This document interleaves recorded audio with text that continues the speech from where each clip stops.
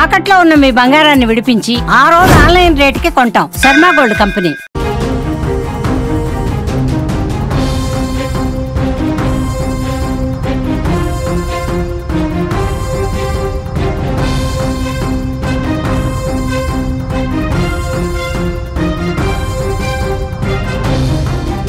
చేసిన పాపానికి ఫలితం కనిపించింది.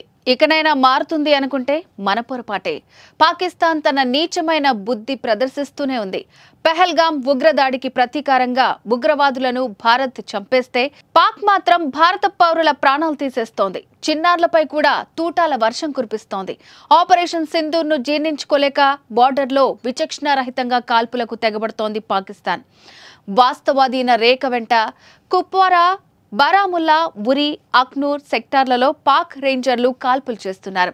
నిన్నటి నుంచి ఆ దేశం జరుపుతున్న కాల్పుల్లో 15 మంది భారత పౌరులు మృతి చెందగా 50 మంది వరకు గాయపడినట్లు ఇండియన్ ఆర్మీ ప్రకటించింది. ఇక మృతుల్లో 4 చిన్నారులు కూడా ఉన్నారు. మృతులతో పాటు గాయపడ్డ వారంతా పూంచ్ జిల్లాకు చెందిన వారిగా గుర్తించారు. ఈ కాల్పుల్లో దినేష్ కుమార్ అనే ఓ ఆర్మీ జవాన్ కూడా అమరుడయ్యాడు.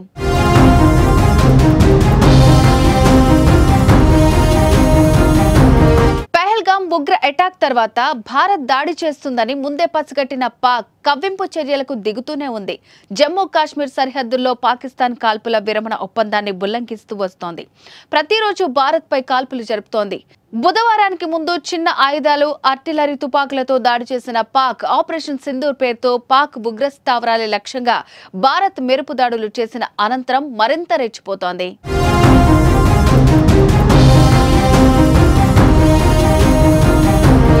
బుధవారం అర్ధరాత్రి తర్వాత కన్నా సెక్టార్లోని పౌర ప్రాంతాలను లక్ష్యంగా చేసుకుని షెల్లు, మోర్టార్లను ప్రయోగిస్తోంది. సాధారణ నివాస ప్రాంతాలే లక్ష్యంగా పాక్ సైన్యం కాల్పులకు పాల్పడుతోంది. పాక్ సైన్యం కాల్పులకు భారత్ ధీటుగా జవాబిస్తోంది. వారికి తగిన గుణపాఠం చెప్తోంది.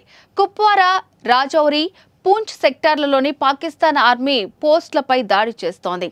భారత్ చేసిన దాడిలో పాక్ సైనికులు కూడా మరణించినట్టు సమాచారం.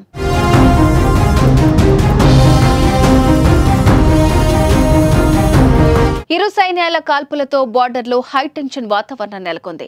సరిహద్దు గ్రామ ప్రజలు భయంతో వణికిపోతున్నారు. ప్రాణాలు అరచేతిలో పెట్టుకుని సురక్షిత ప్రాంతాలకు వెళ్లిపోతున్నారు.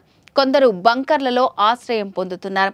ఈ కాల్పులు పూంచ్ సెక్టార్కు మాత్రమే పరిమితమయ్యాయి. ప్రాణ నష్టం సైతం అక్కడే ఎక్కువగా జరిగిందని అధికారులు వెల్లడించారు. తాజా పరిస్థితుల నేపథ్యంలో సరిహద్దు జిల్లాల్లో విద్యా సంస్థలను ప్రభుత్వం మూసివేసింది.